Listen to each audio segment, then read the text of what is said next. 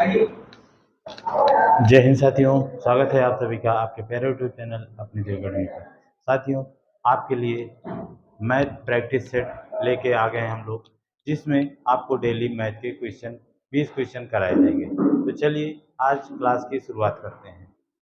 Board पर लिखा है आपका पहला क्वेश्चन, पहली 5 पूर्ण संख्याओं का गुणनफल क्या होगा। चलिएगा इसका आंसर बताएंगे। देखिए, आ गया होगा सभी का। कितने लोग का उत्तर 120 आया है? सबका उत्तर 120 आया, जो कि क्या हो जाएगा, ये गलत हो जाएगा। जानिएगा कैसे। पूर्ण संख्याएं, होल नंबर की शुरुआत होती है हमारी कहाँ से? जीरो से। जीरो पहला होता है, दूसरी संख्या एक होती है, फिर दो, तीन, चार, पाँच, इसी तरह से डॉट डॉट अनंत तक का लिखा जाता है। प्राकृतिक संख्या जो होती है उसकी शुरुआत एक से होती है, और पूर्ण संख्या की शुरुआत कहाँ से होती है? जीरो से होती है। तो अब आपको कितने संख्याओं को कहा है? 5 संख्याओं को। तो पहली संख्या हमारी जीरो हो गई, दूसरी संख्या हमारी एक हो गई, दो हो गई, तीन हो गई, चार हो गई। इनका जरा आप गुणा करो, देखो 5 हो गई कि नहीं? एक, दो, तीन, चार, पाँच। जब आप किसी भी संख्या में जीरो से गुणा करोगे तो आंसर कितना आएगा? जीरो आएगा। कितने बच्चों का आया था जीरो आंसर? जिसका जीरो आया था वो सही है, और जिसका 120 आया था वो अपना एक नंबर माइनस करते चलना। यहाँ पे आपको बताना होगा कितने प्रश्न आपके सही हुए, कितने आपके गलत हुए। चलिए दूसरे क्वेश्चन की तरफ चलते हैं। आपके सामने लिखा है दूसरा प्रश्न है, संख्या 29, 18, 245। इतनी बड़ी एक संख्या है। पूछा है निम्न में से किससे विभाज्य है? किससे विभाज्य है? और आपको विभाजिता का नियम बहुत अच्छे से पढ़ाए हैं कि आप देखकर बता सकते हो कौन संख्या किससे कटेगी। चलिएगा, देखो पहला जैसे अब ऑप्शन है इसमें, देखो 3 से क्या ये संख्या कट रही है? तो 3 के विभाजिता का नियम आपको तुरंत याद आना चाहिए कि 3 के विभाजिता का नियम था, दी गई संख्याओं के अंकों का योग, जितने भी नंबर दिए हैं इनको जब हम जोड़ेंगे तो वो 3 से डिविजिबल होना चाहिए। तो देखो जैसे आप इसको काटते चलो फटाफट, 3 से चेक करेंगे, इस प्रश्न को ऑप्शन से लगाओ, जल्दी लग जाएगा। 5 4 9 कट गया, 8 1 9 कट गया, 9 कट गया, बचा कितना? दो दो चार बच गया। तो चार 3 के टेबल में नहीं आता, इसकी वजह से ये 3 से नहीं कटेगा। चलिए इसके बाद हम 9 से चेक कर लेते हैं। किससे चेक कर लेते हैं? 9 से। 9 के विभाजिता का नियम है, 9 का विभाजिता का नियम और 3 के विभाजिता का नियम क्या है? सेम है। 3 वाले में सम अंकों का योग 3 से कटना चाहिए था, और 9 वाले में अंकों का योग 9 से कटना चाहिए। तो देखो 5 4 9 कट गया, 8 1 9 कट गया, 8 1 9 कट गया, बच गया कितना? 2 2 4। तो इससे भी नहीं कटा और इससे भी नहीं कटा। अब मेरे पास बचा बच्चा 12। 12 से कभी पढ़ाया नहीं जाता, लेकिन आपको एक चीज पता होगा, 4 और 3 का रूल। 4 और 3 का रूल। तो 4 और 3 दोनों से जो संख्या कट जाएगी वही संख्या हमारी 12 से भी कट जाएगी। तो ये तो 3 से कट ही नहीं रही है, तो इससे भी नहीं कटेगा। तो बचा क्या हमारा ऑप्शन? 11 बचा, और 11 से ये संख्या कट जाएगी। और 11 का आप विभाजिता का रूल भी जानते हैं। देखो 11 के विभाजिता का रूल है जिग जैग रूल। जैसे 4 अंकों की संख्या ए बी सी डी, या 5 अंकों की संख्या A B C D E, देखो ये है। इसमें आपको करना क्या होता है, आगे से शुरू करते हैं, एक अंक छोड़कर एक अंक। पहले विषम स्थान पे अंकों का योग यानी ए प्लस सी माइनस, अब जो बचे संख्या इनके योग का अंतर 0 आ जाए या 11 का गुणा जा जाएगा, तो वह संख्या 11 से कट जाएगी। ठीक है, इसी तरह से जैसे a प्लस सी इसको जोड़ो, a प्लस सी माइनस ये जो संख्या बची बी प्लस डी, इसका भी अंतर क्या आ जाए? 0 आ जाए, 11 आ जाए, तो वो संख्या क्या हो जाएगी? 11 से कट जाएगी। इसके अलावा 0 और 11 या 22, 11 के मल्टीपल के अलावा कुछ भी आता तो वह संख्या 11 से नहीं कटेगी। ये संख्या किससे कट रही है? 11 से कट गई। समझ गए? 3 के विभाजिता के नियम में है अंकों का योग 3 से कटना चाहिए, 9 के विभाजिता के नियम में है अंकों का योग 9 से कटना चाहिए, और 12 में जो 3 और 4 से कट जाए वो 12 से कट जाएगी। अच्छा, फिर बचा 4 का। 4 से वही संख्या कटेगी, 4 से वही संख्या कटेगी जिसके लास्ट टू डिजिट मतलब कि पीछे के, जैसे इसके देखो पीछे के कितना लिखा? 45 लिखा है। पीछे के 2 अंक 4 से कट जाएंगे तो वह संख्या 4 से कटेगी, अन्यथा नहीं कटेगी। ठीक है, चलिएगा तीसरे प्रश्न की तरफ चलते हैं। चलिए आपके सामने तीसरा प्रश्न लिखा है, अंडर रूट के अंदर 37 प्लस अंडर रूट के अंदर 130 प्लस 2 फिर रूट के अंदर 56 माइनस रूट 16 माइनस 9। आपको वर्गमूल जब पढ़ा रहे थे तो बताए थे कि आपको इस तरह की प्रश्न देखने को मिलेंगे। तो जरा इसको करिएगा। तो आपको बताए थे कि इस प्रश्न को पीछे से सॉल्व किया जाता है। बस एक चीज को ध्यान रखना, यहाँ पे ये 16 और 9 पे रूट अलग अलग लगा है, यहाँ पे पहले 16 पे फिर 9 पे नहीं लगा है। इसमें थोड़ा सा सतर्कता से साथ करिएगा। आपको करना क्या है, इस 9 का वर्गमूल निकालिए, कितना आएगा 3 आएगा, कितना आएगा 3 आएगा। और इस 16 का वर्गमूल निकालिए, कितना आएगा 4 आएगा। ये -4 -3 जोड़ दीजिए, कितना आ गया -4, और -3 जोड़ दीजिए तो कितना आ गया -7। और ये रूट के अंदर कितना लिखा है 56, और 56 में से, अब इसको ऐसे आप लिख दो, 56 में से 7 गए तो कितना बचा 49, और 49 का वर्गमूल कितना होता है, देखो 49, 56 में 7 गए कितना बचा 49, और 49 का वर्गमूल 7 होता है, कितना होता है 7, और ये गुणे 2 था, बाहर 2 लिखा था, इस पे नहीं लगा था, इस पे नहीं लगा था, अलग लिखा था, यानी मल्टीप्लाई में 2 होगा, तो 2 सते 14 आ गया। अब इस 14 को यहाँ पे 130 में क्या कर दीजिए, जोड़ दीजिए। जब 14 को 130 में आप जोड़ेंगे तो आएगा 144, और 144 का वर्गमूल क्या होता है 12 होता है। यहाँ तक का वर्गमूल निकालिए, कितना आ गया 12 आ गया, 12 आ गया। अब आपका बचा कितना है 37 और प्लस 12, इसको जोड़ दीजिए 149 बन जाएगा, और 49 का वर्गमूल कितना हो गया 7 हो गया। आपको बताए थे बच्चा, जितना पढ़ा रहे हैं आपके प्रश्न उसी में से आएंगे, और आएंगे भी, ठीक है। आप प्रैक्टिस करते रहिए, डेली आपको एक सेट मिलेगा। इस प्रश्न का आंसर कितना हो जाएगा 7 हो गया, समझ गए। पीछे से इसको हल करते हुए आना है। 9 का वर्गमूल 3, 16 का वर्गमूल 4 निकाल, और ये दोनों माइनस में थी, इसको जोड़ लिया, फिर इसमें से घटा दिया, 49 आया, 49 का वर्गमूल निकाला 7 हुआ, 7 को 2 से गुणा किया 14, क्योंकि रूट के बाहर 2 लिखा था तो उससे गुणा करेंगे 14 हुआ, और 14 को 130 में जोड़ दिया तो 144 हो गया, और 144 का वर्गमूल क्या होता है 12। अब 12 को 37 में जोड़ दिया तो 12 37 49, 49 का वर्गमूल कितना हो गया 7 हो गया। चलिएगा चौथे प्रश्न की तरफ चलते हैं। चलिएगा चौथा प्रश्न है आपका भिन्न से है। हर एक टॉपिक से एक एक प्रश्न पकड़े हैं, क्योंकि पेपर में हर एक टॉपिक से प्रश्न आपका उठाता है, ठीक है साथियों। चलिएगा, लिखा है निम्नलिखित में से सबसे छोटी भिन्न बताइए। भिन्न से आपका छोटा भिन्न पूछ सकता है, बड़ा भिन्न पूछ सकता है, आरोही क्रम पूछ सकता है, और अवरोही क्रम पूछ सकता है, किसी भी तरह का आपसे प्रश्न पूछ सकता है। जैसे लिखा है पहली संख्या है 5/11, तो इनका डिफरेंस कितना आया, कितना आया 6 आया। सबके डिफरेंस ले लो, ऊपर और नीचे की संख्याओं का अंतर ले लो। इनका 12 और 7 का अंतर कितना आया 5 आया, 8 और 13 का अंतर कितना आया 5 आया, और 9 और 17 का अंतर कितना आया 8 आया, ठीक है। अब इसका आप ले लीजिए एलसीएम, इसका क्या ले लीजिए एलसीएम।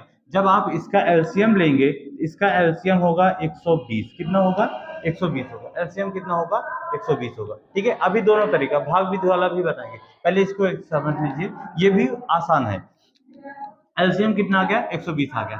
अच्छा अब ये बताओ, इस 6 में किससे गुणा करें कि 120 बन जाए, 20 से ना, क्योंकि 6 का पहाड़ा कितनी बार पढ़ जाए कि 120 आ जाए, 20 छक्का 120, तो जितनी बार पहाड़ा पढ़े हैं उसी से ऊपर वाली संख्या में गुणा कर दो। 20 पंचे कितना बन गया, 20 पंचे ये बन गया हमारा 100 बन गया, कितना बन गया 100 बन गया। पहला का ऊपर का संख्या कितनी आ गई 100। अब देखो 5 है, 5 का पहाड़ा कितनी बार पढ़ जाए कि 120 आ जाए, 24 पंचे 120 होता है ना, 24 पंचे 120 होता है, तो 24 में 7 से गुणा कर दीजिए, 24 में क्या कर दीजिए 7 से गुणा कर दीजिए। 24 सत्ते कितना होता है 168 होता है, 24 सत्ते 168 होता है। इसी तरह से 24 का गुणा 8 में कर दीजिए, 24 का गुणा किस में कर दीजिए 8 में कर दीजिए। जब 8 में आप करोगे तो 8 चौके 32 के 2 हासिल 3, 8 दूनी 16 3 19, 192 आ गया। और यहाँ पे 8 था, 8 का पहाड़ा कितनी बार पढ़ जाए कि 120 हो जाए, 15 अट्ठे 120, यानी इसमें किससे गुणा कर दीजिए 15 से, 15 नौया 135। अब इसमें बता दो आपको छोटी संख्या कौन सी दिख रही है, 100 168 192 135 में 100 दिख रही ना बच्चा, कौन सी दिख रही है 100 दिख रही है कि नहीं दिख रही है? तो जब 100 दिख रही है तो 100 किसका आया था? 5/11 का। तो सबसे छोटी संख्या हमारी कौन सी होगी? 5/11 हो गई। अब इसी प्रश्न को आपसे कह देता कि असेंडिंग ऑर्डर यानी आरोही क्रम में लगाइएगा, बढ़ते हुए क्रम में। तो सबसे छोटी ये है, फिर दूसरे नंबर पे है, तीसरे नंबर पे है, चौथे नंबर पे है। तो आरोही क्रम को बढ़ते हुए क्रम में लिखा जाता है। ठीक है, क्लियर बच्चा? अवरोही कहता है तो डिसेंडिंग ऑर्डर में सबसे पहले 192 वाली संख्या, 192 किसका है? 8/13 का, फिर 168 60/12 का, फिर 135 9/17 का, फिर 5/11। क्लियर? समझ गए? तो ये 4 प्रश्न आपके हो गए। आगे चलते हैं 5वें प्रश्न की तरफ। एक एक प्रश्न आपको कराएंगे जो आपके पेपर में आएंगे ही आएंगे। ठीक है, बस इस क्लास को आप देखते रहना, डेली आपको एक सेट मिलेगा। और साथियों, क्लास अच्छी लगे तो लाइक भी करिएगा, दोस्तों में शेयर भी करिएगा, चैनल को सब्सक्राइब भी कराइएगा। ठीक है, चलिए आपके सामने 5वां क्वेश्चन लिखा है। 5वां क्वेश्चन है किससे? लासा मासा से। देखिए लिखा है कि दो संख्याओं का मासा तथा लासा क्रमशः 5 और 175 है। यदि दोनों संख्याओं का अनुपात 5:7 है तो दोनों संख्याएं बताइए। आप जानते हो ये लासा मासा का बहुत प्रिय क्वेश्चन है और एग्जामिनर भी इससे हर एक सेट में देता है। देखो इसका करना क्या है बच्चा, आपको इसका एक कॉन्सेप्ट पढ़े होंगे ना कि लासा गुणे मासा बराबर पहली संख्या गुणे दूसरी संख्या। ये जानते हैं कि नहीं जानते? कहता है कि लासा और मासा का जो गुणनफल होता है पहली संख्या और दूसरी संख्याओं के गुणनफल के बराबर होता है। तो इस प्रश्न में इसी कॉन्सेप्ट पे आपको लगाना है।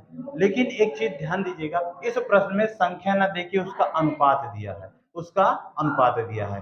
तो संख्याएं जो होती हैं उनमें मासा से गुणा हुआ होता है। संख्याएं जो होती हैं मासा से क्या हुआ होता है? गुणा हुआ होता है। ठीक है साथी, तो आप चाहो तो यहीं से 5×5 = 25, 5×7 = 35, बड़ी संख्या 35 आ जाएगी, काम खत्म हो गया हमारा, कुछ नहीं करना। लेकिन अब इसको जिसको नहीं पता है कैसे करेगा, बेसिक आइए सिखाते हैं आपको। देखो इसमें जो अनुपात है लगा दो, इसमें 5 और ये x कर दो, संख्याओं के साथ x लगा दो, 5x हो गई।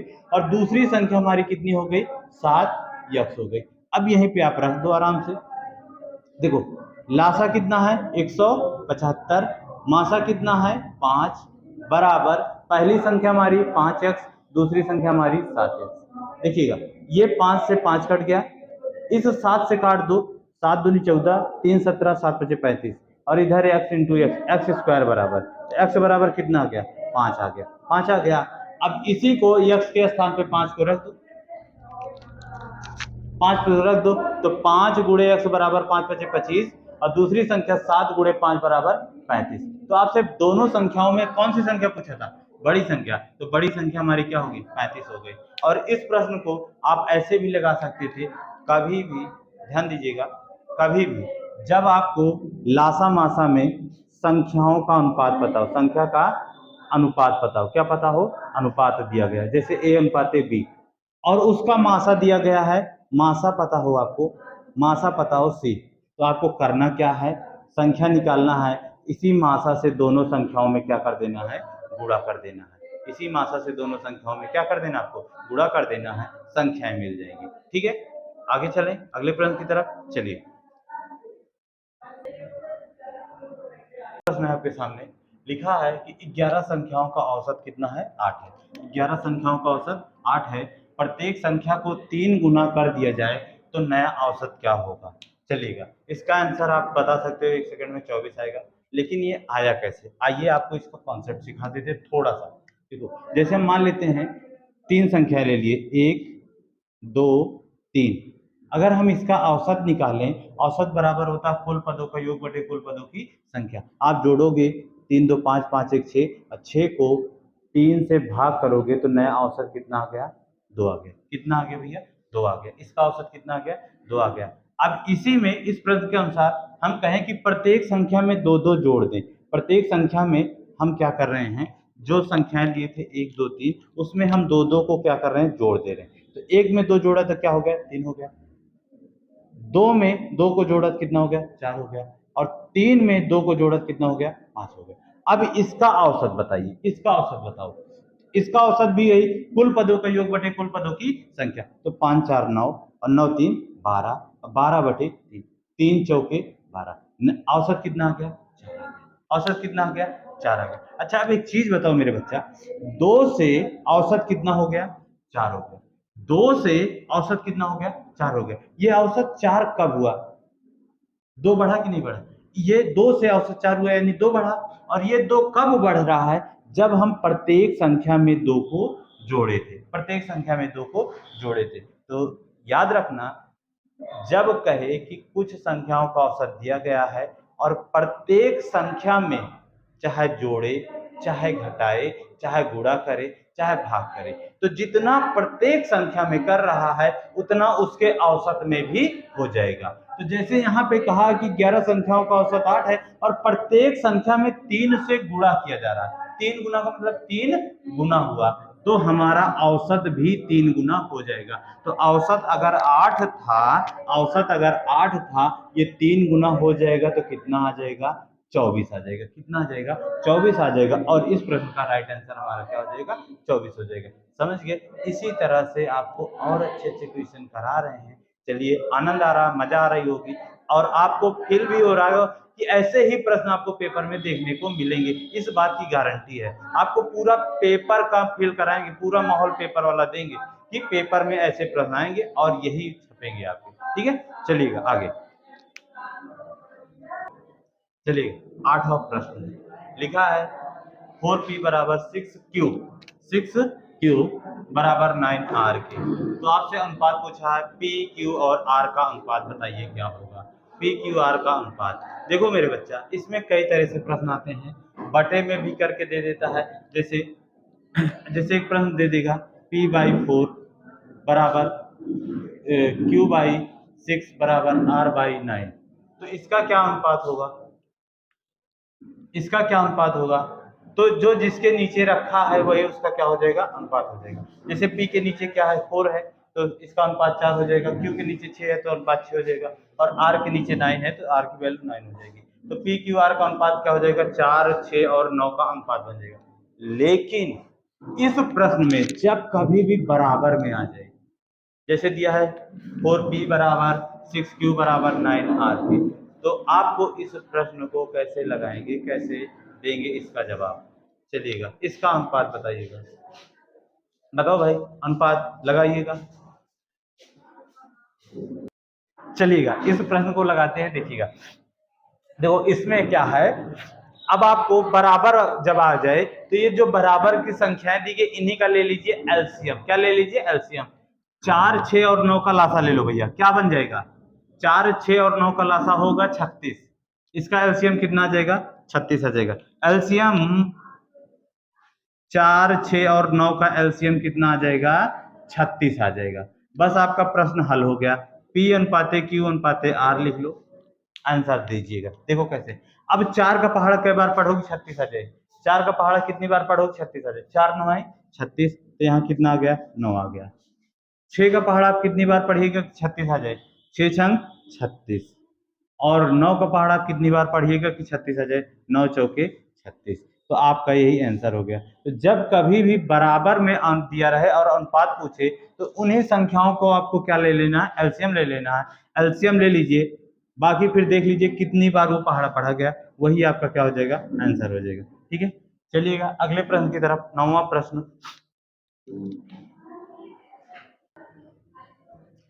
चलिएगा, 9वां प्रश्न है 6 वर्ष पूर्व ए और बी की आयु का अनुपात 7:5 था।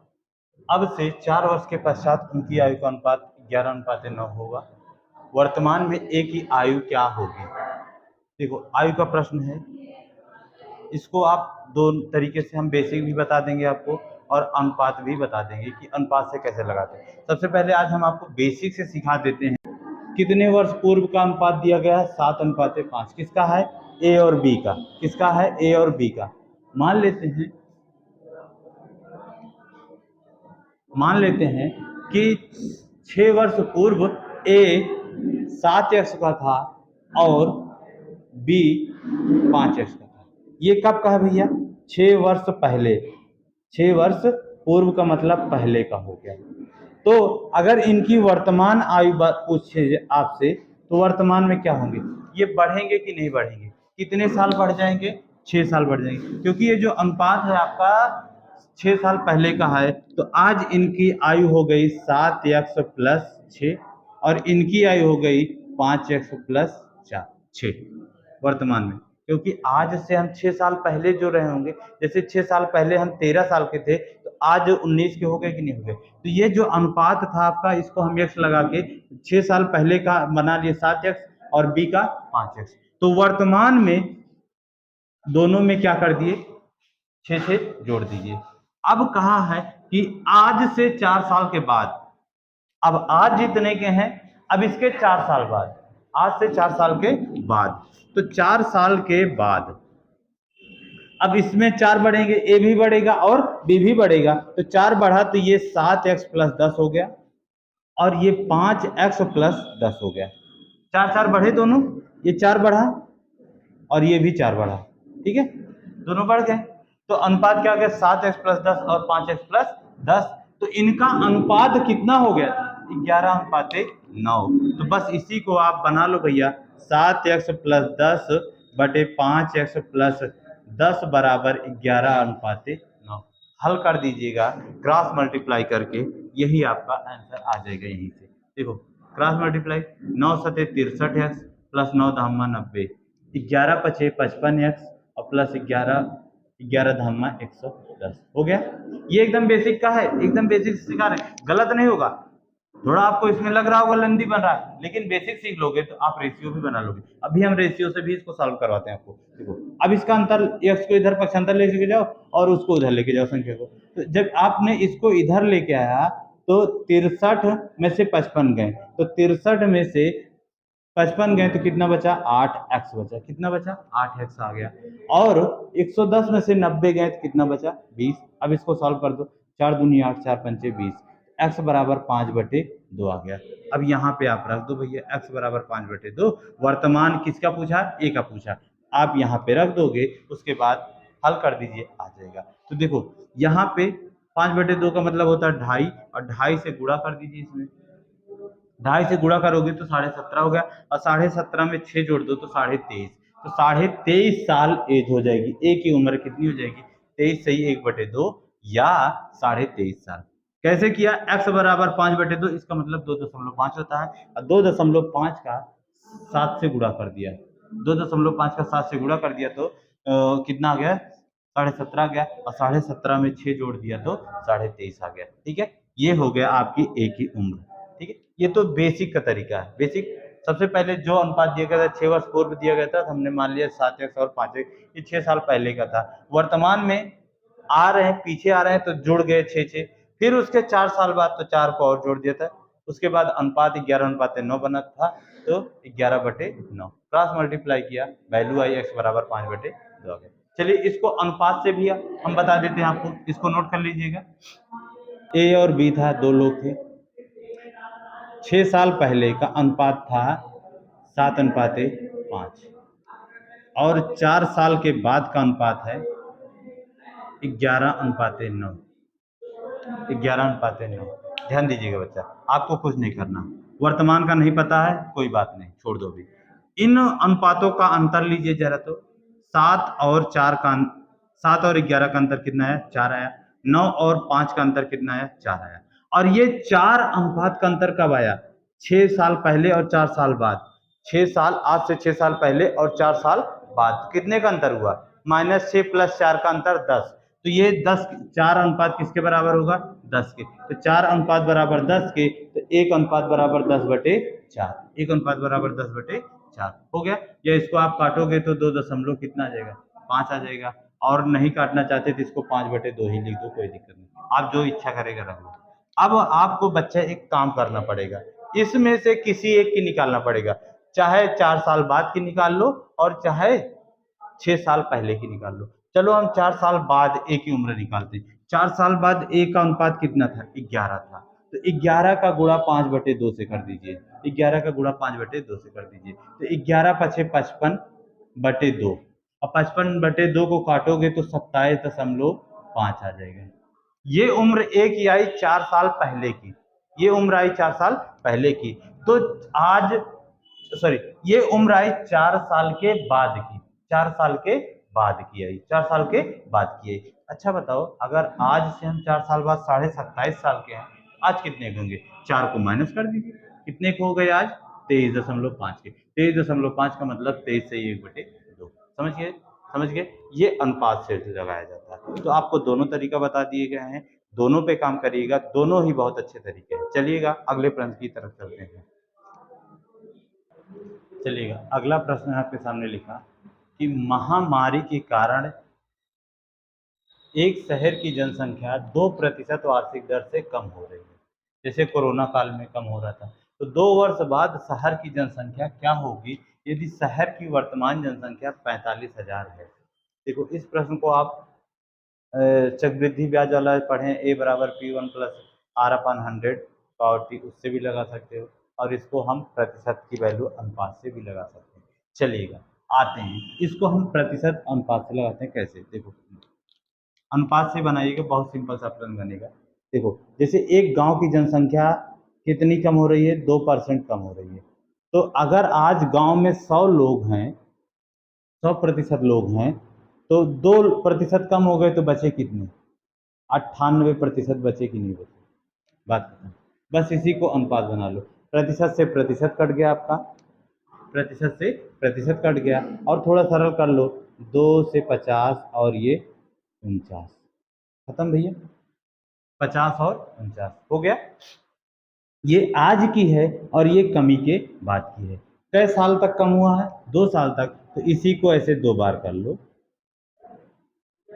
हो गया। ठीक है, क्लियर? अब आपको क्या करना है, इनका आपस में गुणा कर देना है।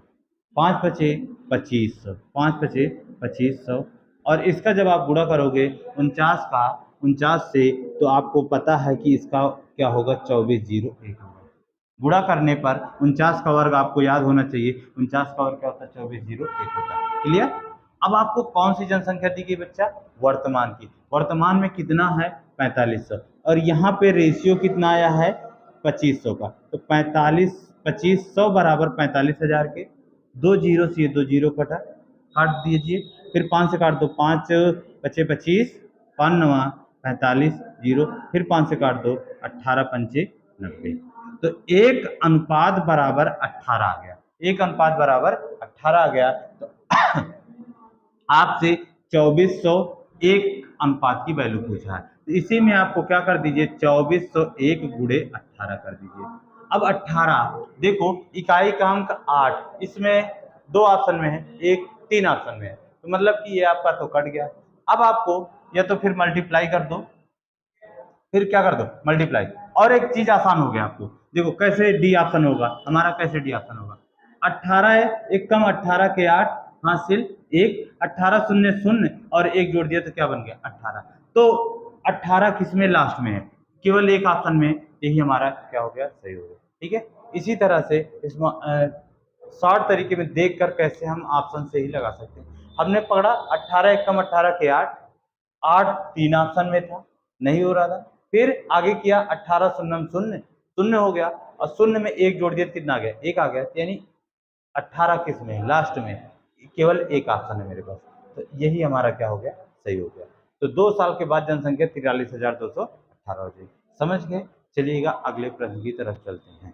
आपके सामने अगला प्रश्न लिखा है, एक पंसारी, पंसारी मतलब एक दुकानदार है कोई, 15% लाभ पर चावल बेचता है और बाजार के वजन से 20% कम वजन का उपयोग करता है, तो उसके द्वारा कुल अर्जित लाभ कितना प्रतिशत होगा? बताइए मेरे बच्चा। आप सभी को लग रहा था एकदम इजी इजी प्रश्न करवा देंगे, बस जो ऐसे सिंपल सिंपल से होंगे उसी को करवा देंगे।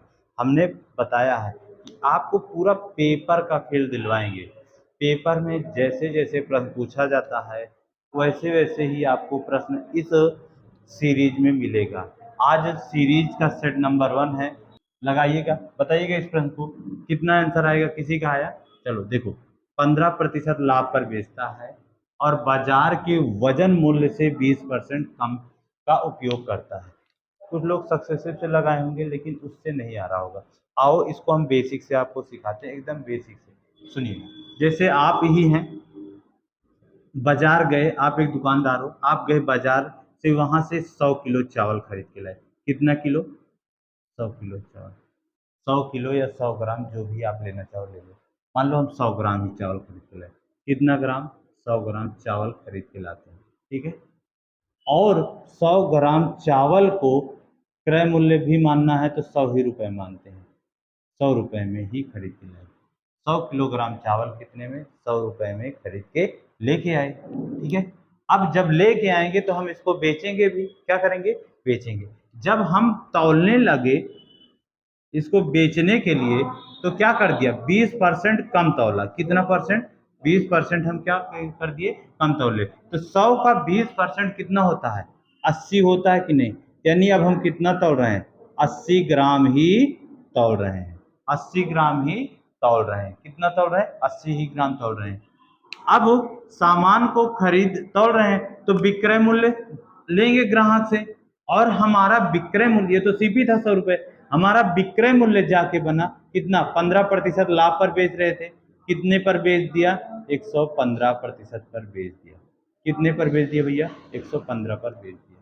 कितने पर बेच दिया? 115 पर बेच दिया। 100 का 100 ग्राम 100 रुपए का खरीदा, अब 80 ग्राम 115 का बेच रहे हैं, तो मुझे प्रॉफिट हो रहा है कि नहीं हो रहा है? देखो, वास्तव में हम 100 लाए थे लेकिन बेच कितना रहे? 80 ही बेच रहे हैं ना। तो यहाँ पे इनका अंतर कितने का आया है? 35। तो वही 35 का हम फायदा ले रहे हैं, और किस पर? जो सामान तौल रहे हैं उस 80 पर, और इंटू 100 कर दीजिएगा, इंटू 100 कर दीजिएगा। काट दीजिए जरा इसको। 20 चौके 80, 20 पंचे 100, 5 का 35 से गुणा करेंगे तो 175 आएगा।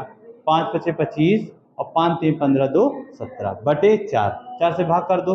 4 चौके 16, एक बचा 12, 4 तीन 12, 4 तीन 12, 3 15, 4 सते 28, 2 4 पंचे 20, तो 43.75, 43.75% का लाभ आएगा। 43.75% का लाभ आएगा। समझ गए बच्चा?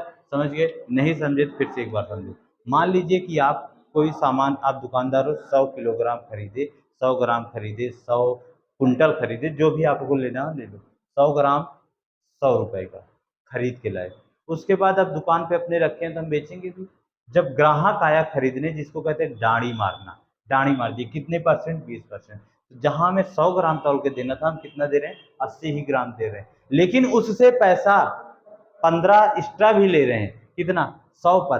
तो 100 का खरीदे थे, आप 15 लाख पर बेच रहे हैं, कितने बेच रहे हैं? 115 पर। तो यहाँ पे इनका अंतर जो है हमारा प्रॉफिट होगा, हमारा शुद्ध प्रॉफिट होगा। 35 का प्रॉफिट हुआ। क्रय मूल्य जितना सामान तौलते हैं इसी पर हमारा क्रय मूल्य निकल आया था। नीचे क्रय मूल्य इंटू 100 हो गया, ठीक है। 35 बट्टे 80 गुड़े 100 सॉल्व किया तो 43.75 आ गया। मजा आ रहा है ना? प्रश्न अच्छे हैं ना? आपको और अच्छे प्रश्न अभी आगे सभी चैप्टर के हैं। हर एक चैप्टर से एक एक क्वेश्चन रखे हैं। डेली का यही कराएंगे, हर एक चैप्टर से एक एक क्वेश्चन, ठीक है। आपको एकदम पेपर का फील दिलाएंगे। चलिए आ जाइए।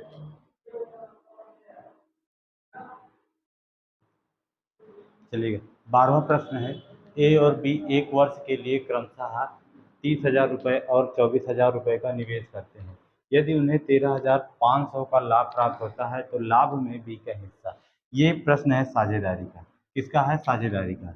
कौन कौन दो मित्र हैं? ए हैं और बी हैं, वो बिजनेस करते हैं। तो अच्छा, साझेदारी से पहले आप जान लीजिए, लाभ जो होता है, प्रॉफिट जो होता है, इन्वेस्टमेंट इनटू टाइम होता है। जिस अनुपात में आप पैसा जितने समय के लिए लगाओगे उसी अनुपात में ही आपको लाभ प्राप्त होगा। यहाँ पे लाभ ये नहीं कि कुछ पैसा कमाए, लाभ हुआ आधा आधा बटेंगे। जितना आप पैसा लगाओगे उसी अनुपात में आपको लाभ मिलेगा, ठीक है। चलिए, तो ए ने कितना लगाया? 30,000 रुपये, और बी ने कितना लगाया? 24,000 रुपये। कितने समय के लिए? एक वर्ष के लिए। समय यहाँ पे क्या है? समान है, तो समय समान है, यानी एक वर्ष इधर और एक वर्ष इधर आप रखोगे तो कोई मतलब नहीं है, कट जाएगा आपका। अब देखो 3 जीरो से ये 3 जीरो भी काट दीजिए। 6 पंचे 30, 6 चौके 24। तो ये लगी हुई पूंजी का अनुपात है, और यही इनके प्रॉफिट का भी अनुपात है, यही इनके लाभ का भी अनुपात है। क्या? प्रॉफिट बराबर 5 अनुपाते 4। लाभ भी 5:4 के अनुपात में, यानी ए को 5 रुपया तो बी को 4 रुपया। टोटल लाभ कितना है? 13,500। तो इन दोनों का सम 9 किसके बराबर हो जाएगा? 13,500। इसको जरा काट दीजिए भैया। 9 से आप काटोगे तो 15 9 135 होता है, यानी 1500 आ गया। एक अनुपात बराबर 1 यूनिट बराबर 1500 रुपया। तो किसका पूछा है? बी का। तो बी को कितने यूनिट प्राप्त हुआ? 4 यूनिट। तो बी का हिस्सा यानी बी का प्रॉफिट 4 गुणे 1500 बराबर 15 चौके 60, 6,000 रुपये। कितना मिल गया? बी का हिस्सा कितना आ गया? 6,000 रुपये। Option number A. Option number A सही है। ठीक है, समझ गए। सबसे पहले जितनी पूंजी लगाया, जितने समय के लिए लगाया, उसका मल्टीप्लाई करते हैं, क्योंकि profit equal to investment into time होता है। तो अनुपात आ गया 5:4, ये इनके प्रॉफिट का है। प्रॉफिट कुल वैल्यू दी गई थी 13,500, दोनों को जोड़कर 13,500 के बराबर कर लिया। एक बराबर 1500 आ गया। जिसका हिस्सा पूछा था उससे क्या कर दिया? गुणा कर दिया। चलिएगा क्वेश्चन नंबर 13 की तरफ चलते हैं। आ जाइएगा, अगला प्रश्न है। लिखा है एक धन पर प्राप्त साधारण ब्याज मूलधन का 16/25 है। वर्षों की संख्या ब्याज की वार्षिक दर के बराबर है। तो ब्याज की वार्षिक दर, आ जाओ भाई। साधारण प्रश्न में इस तरह के दो प्रश्न बनते हैं। एक कहता है कि मूलधन स्वयं का इतना गुना हो जाए, और दूसरा कहता है कि साधारण ब्याज मूलधन का। तो जैसा कहा हम वैसे लिखते हैं। क्या कहा? साधारण ब्याज जो है वो मूलधन का 16/25 है। हम इसको आपको बता सकते हैं कि साधारण ब्याज 16 रुपया, मूलधन 25 रुपया, सिंपल सा कर देंगे, हल कर देंगे। लेकिन ये बनेगा कैसे? आप इसको देख लो कभी भी। यहाँ पे प्रश्न कहा कि साधारण ब्याज मूलधन का, किसके बारे में कहा? साधारण ब्याज के बारे में। किससे? मूलधन से। का मतलब पूरा 16/25 है। अब इसका अनुपात बनाओगे, SI अपान ये P नीचे आ जाएगा, 16/25, 16/25। समझ गए? ये इसका साधारण ब्याज हो गया और इसका ये मूलधन हो गया। और एक चीज प्रश्न में आपको कहा कि वर्षों की संख्या ब्याज की दर के बराबर है, यानी T इक्वल टू आर या R इक्वल टू टी। आपसे क्या पूछा? रेट पूछा है, तो हम T के स्थान पे भी रेट लिख देंगे। अब वही आपका पुराना प्रश्न, SI बराबर PRT अपान 100, इसी से आप लगा लोगे। देखो इससे कैसे लगाओगे? SI के स्थान पे 16 रेखा बराबर P की वैल्यू 25, R है ही है, और T के स्थान पे भी R अपान 100। देखिए इसको काट दो, 25 से कम 25, 25 चौके 100, और इधर गुणा कर दो 16 चौके 64 बराबर R स्क्वायर के। तो R बराबर कितना आ जाएगा? इसका 64 का वर्गमूल निकाल लोगे, कितना आ गया? 8 आ गया। तो कै परसेंट आ गई रेट? 8% आ गई। कितना परसेंट रेट आ गई? 8% आ गई। समझिए। इस प्रश्न, चलिएगा प्रश्न नंबर 14 की तरफ चलते हैं धीरे धीरे। चलिए अगला प्रश्न है, देखिए अगला प्रश्न है।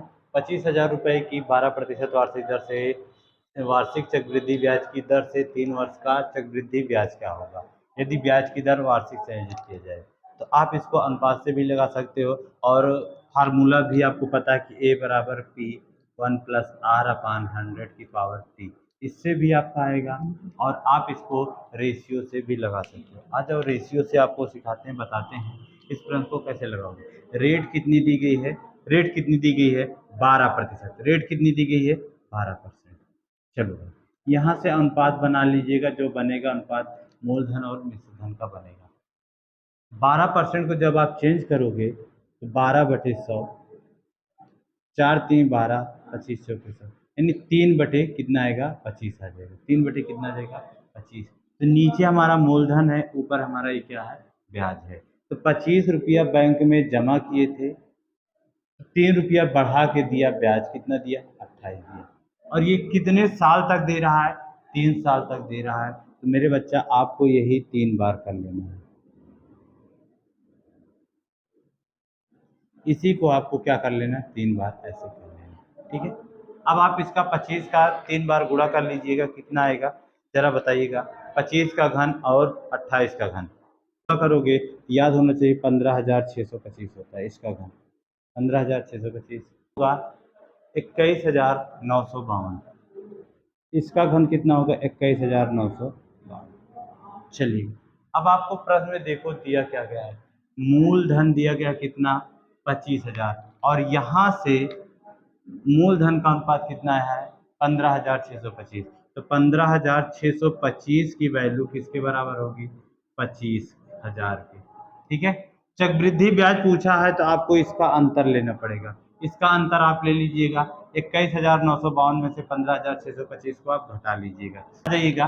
देखो तो इसको जब घटाया तो अंतर कितना आया, इतने का है। यहाँ से इसकी वैल्यू जरा निकाल लेते, 25 से काटते तो 25 से कम 25 1000 और इसको काटोगे तो ये 625 हो जाएगा। फिर 25 से काट दो, 25 चौके 100 और ये 25 पंचे 125 हो गया। ठीक है, तो यहाँ से फिर काट दो, 5 पचे 25 5 अठे 40। अब देखो भैया आपको निकालना क्या, 8/5 आ गई एक की वैल्यू और 63 27 से गुणा कर दीजिएगा। इसका हल कर लीजिएगा, जो आंसर आएगा आप कर दीजिएगा। लगभग इसका आंसर कितना आ जाएगा 10,123। इसकी वैल्यू आई गुणा करने पर 50,616/5। ठीक है, अब भाग करोगे तो ये आपका पहला वाला ऑप्शन मिल जाएगा। ठीक है, फिर से एक बार समझिएगा, थोड़ा कैलकुलेटिव प्रश्न है, ध्यान दीजिएगा।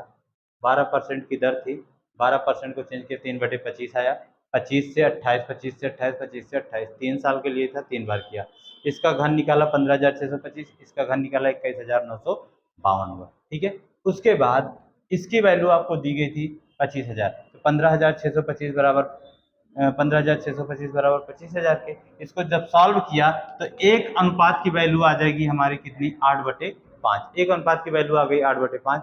चक्रवृद्धि ब्याज पूछा था, इसका अंतर ले लिया, इसका अंतर आया 6,327। तो 8/5 में 6,327 से गुणा किया तो 50,616 आया, 50,616 आया और उसको 5 से भाग कर दिया तो हमारा 10,123.2 आएगा। ठीक है साथी, समझ गए। चलिएगा अगले क्वेश्चन की तरफ चलते हैं। आ जाइए मेरे बच्चा, लिखा है आपके सामने, ए एक कार्य को 6 दिन में पूरा कर सकता है, बी उसे 9 दिन में कर सकता है, सी की सहायता से उन्होंने कार्य को 3 दिन में पूरा कर लिया। तो बताएं सी अकेला उस काम को कितने दिन में करेगा। किसके बारे में पूछा, सी अकेले। तो देखो अकेले अकेले का दिया गया, ए अकेला जब करता, जैसे हम आपको कुछ खाना दे दें, खाना दे दिए ए को, तो ए अकेले कितने दिन में खा जाता, 9 दिन में खा जाता, सॉरी 6 दिन में। बी उसे अकेले खाता तो उसको भी 9 दिन लगते, यानी ये अकेले अकेले खाते तो ए को 6 दिन, बी को 9 दिन। लेकिन ये दोनों ने क्या किया, सी की सहायता ले ली, अकेले अकेले नहीं खत्म कर पा रहे थे, बच्चा तीसरा व्यक्ति सी को भी बुला ले, आप भी आ जाओ। जब सी आ गया तो वो काम कितने दिन में खत्म हो गया, 3 दिन में। कितने दिन में खत्म हो गया, तो अब आपको क्या करना है, इस सभी दिनों का ले लीजिए एलसीएम। 6 9 3 का लासा लिया तो कितना आ गया 18। कितना आ गया एलसीएम 18 आ गया, समझ गए। एलसीएम कितना आ गया 18। अब यही हमारा जो एलसीएम आ गया, यही हमारा क्या बन जाता है, काम बन जाता है। तो दिन पता है, काम पता है, तो सबकी क्षमता निकाल सकते हैं, इफिशियंसी निकाल सकते हैं। नहीं, अगर 18 रोटी खाने में 6 दिन लगता, एक दिन में 3 रोटी, यानी ए की क्षमता कितनी आ गई, 3 आ गई। बी को 18 रोटी खाने में 9 दिन लगते हैं, तो यानी कि वो एक दिन में क्या रोटी खा रहा है, 2 रोटी खा रहा है। इसी तरह से ये एक दिन की जो काम करते हैं, जो एक दिन में हम जितना काम कर लेते हैं हमारी क्षमता होती है, तो बी की 2 आ गई। इसी तरह से अब ए बी सी ये कै दिन में खा लिए, 3 दिन में। कितनी रोटी, 18 रोटी। तो तीनों की मिला के क्षमता कितनी हो जाएगी, 6 हो जाएगी। तीनों की क्षमता इफिशियंसी कितनी हो गई, 6 हो गई। यानी ए बी और सी मिलकर जब एक बार बैठ गए खाना खाने तो 6 रोटी खा जाएंगे, जिसमें से आपको पता है ए 3 रोटी खाता है, बी 2 रोटी खाता है, तो सी कितना खाएगा, तो सी की क्षमता आ जाएगी 6 - 5 बराबर 1। अगर सी अकेले 1 रोटी खाता है और उसको हम 18 ठो दे दिए तो कै दिन में खाएगा, एक दिन में 18, एक दिन में 1 रोटी, तो 18 रोटी खाने में उसे कै दिन लगेगा, कै दिन लगेगा, 18 दिन लगेगा। तो सी अकेला काम को कितने दिन में करेगा, 18 दिन में करेगा। चलिएगा अगले प्रश्न की तरफ।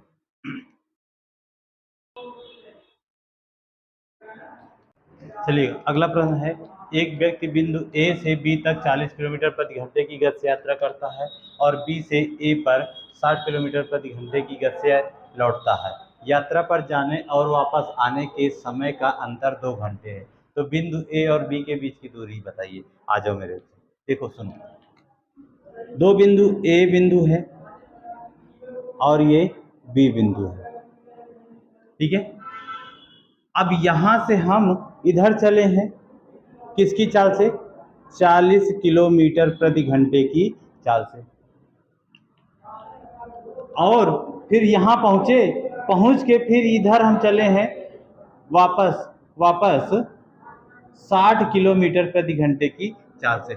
यहाँ तक जाने और यहाँ तक आने में जो समय लिया गया है, इनके बीच का अंतर 2 घंटे है। तो समय का अंतर कितना है, समय का अंतर 2 घंटे का। कितने घंटे का है, 2 घंटे का। तो ए से बी तक की आपसे दूरी पूछा है।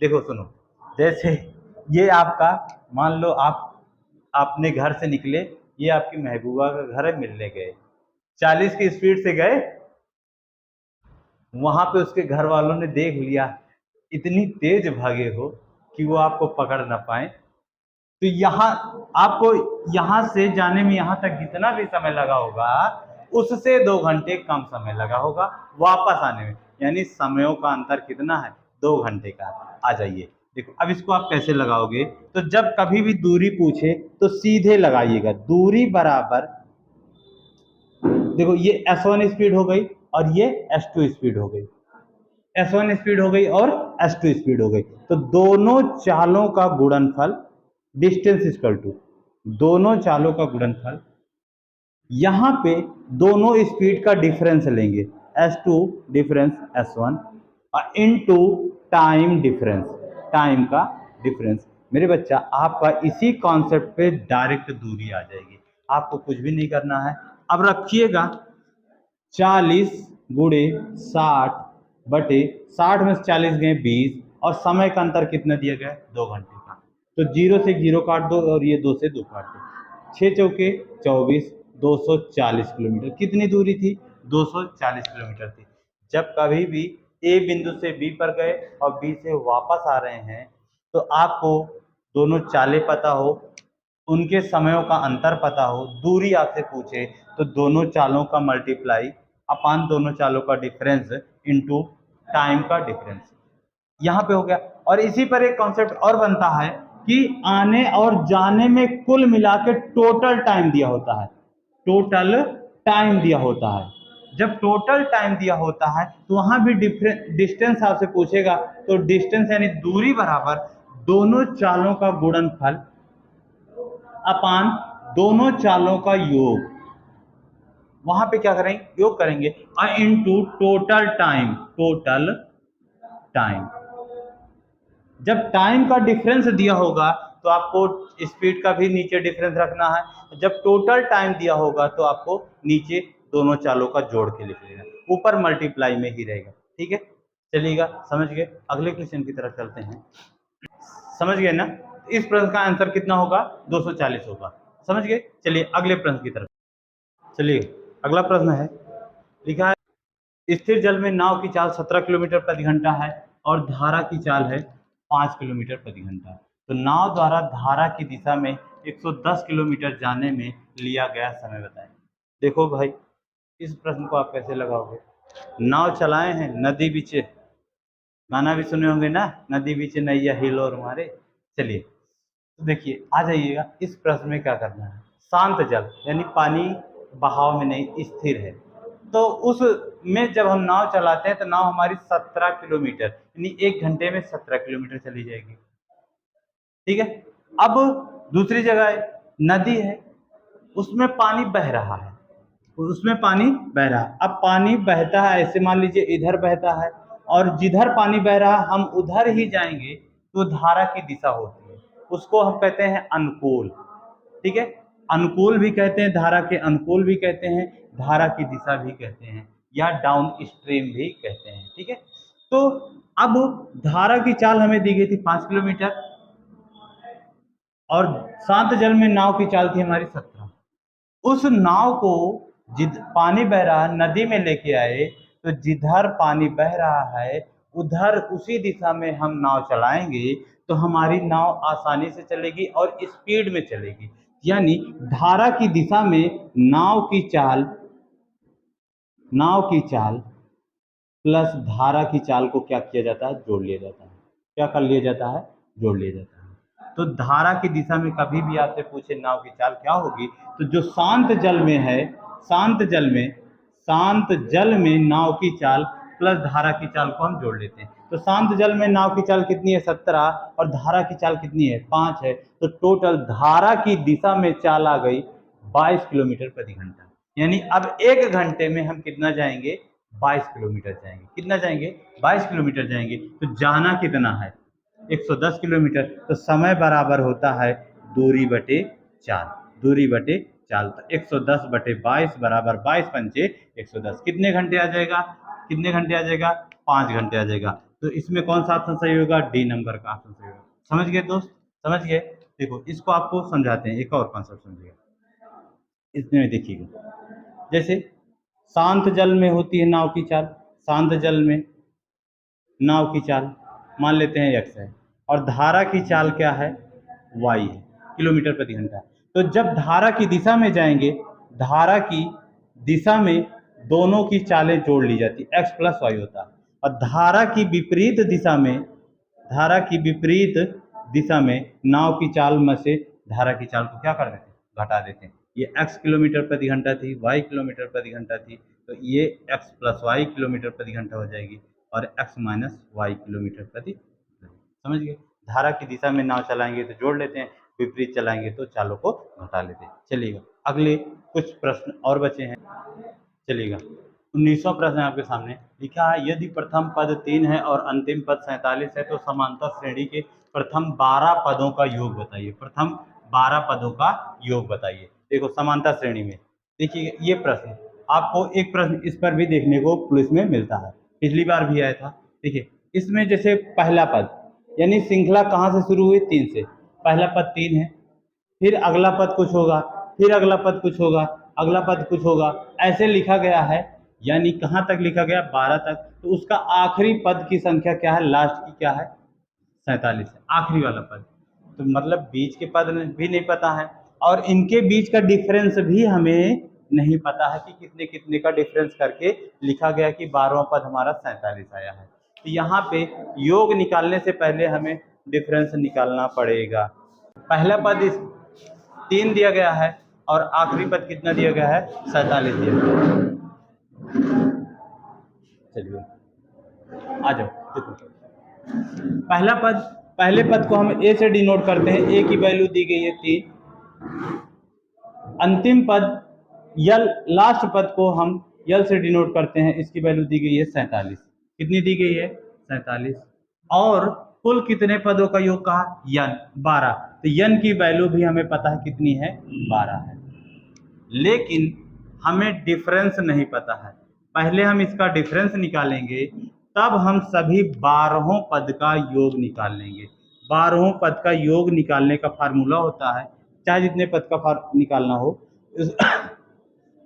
उसका फार्मूला होता है n/2 ब्रैकेट में 2a plus n-1 into difference. यहाँ से योग निकाला जाता है। क्या निकाला जाता है, योग, चाहे जितने पद का, जब n की वैल्यू पता हो। पर हमें देखो a भी पता है, लास्ट टर्म भी पता है, n भी पता है, पर डिफरेंस नहीं पता। तो इस डिफरेंस को निकालने के लिए अब हमें इस पे आना पड़ेगा, शुरुआत वाले पद। जब कभी भी प्रश्न में एक ऐसा भी प्रश्न आता है, जैसे दे दिया पहला पद 3, फिर 5, 7, 9, 11, 13, ऐसे करके दे दिया, पूछ लेगा कि 15वां पद बताओ, यानी आखिरी वाला पद बताओ। तो उसके लिए क्या होता है, last term l equal to a plus n-1 into difference. तो अब पहले हम यहाँ से डिफरेंस निकालेंगे, उसके बाद इस पर आएंगे, योग निकलेगा। डिफरेंस निकालने के लिए L की वैल्यू 47, A की वैल्यू 3 प्लस N की वैल्यू 12 रख दो, 12 में से 1 गया और डिफरेंस नहीं पता। इस 47 को इधर लेके चले आओ, 3 को, 47 को 3 में से घटाओगे तो 44 बचा, और 12 में से 1 गए 11, 11 का गुणा डी से करोगे 11d, और काट दो, 11 चौके 44। तो यानी दो संख्याओं के बीच का डिफरेंस कितना है, 7, 4 का, कितना है, 4 का। अब हम इस श्रृंखला को लिख भी सकते हैं, पहला पद 3, दूसरा पद 4 जोड़ के लिखिए 7, तीसरा 11, चौथा 15। इसी तरह से अब हम लिख सकते हैं, इसी तरह से हम सबको जोड़कर लिख सकते हैं। ठीक है, अब इसका योग कहा है, अब आसानी से हो जाएगा योग। s बराबर n की वैल्यू 12/2 प्लस ब्रैकेट में 2a की वैल्यू 3 प्लस n की वैल्यू 12 माइनस 1 गुणे d की वैल्यू 4। हल कर लीजिएगा, आ जाएगा। अब काट दो, 2 छंग 12, 2 तिया 6 हो गया, और 12 में से 11, 11 चौके 44, 44 और 6 तो 50 हुआ। 50, 50 का गुणा 6 से करोगे 6 पंचे 30, 300। योग कितना गया? 300। Option number B, option number B. ठीक है, समझ गए। तो इस तरह के प्रश्न में पहले आपको डिफरेंस नहीं पता था, डिफरेंस निकालना पड़ा, उसके बाद उसका योग निकाले। तो 20 नंबर क्वेश्चन ग्राफ का क्वेश्चन है, उसको ग्राफ का पूरी के पूरी एक दिन क्लास लेंगे जिसमें आपको कराएंगे। तो ये था आज का पूरा आपका यूपी पुलिस प्रैक्टिस सेट 1 का 19 क्वेश्चन। ठीक है, अगले से ग्राफ को भी इंक्लूड कर देंगे। तो साथियों, अगर वीडियो अच्छी लगेगी तो लाइक करिएगा, और याद रखना इस पूरे जितना आपको हम कराएंगे 12 दिन तक प्रैक्टिस सेट डेली, उसी में से आपके पेपर में प्रश्न छपे मिलेंगे। ठीक है, चलिए फिर मिलेंगे आपको अगली क्लास में, तब तक के लिए जय हिंद, जय भारत।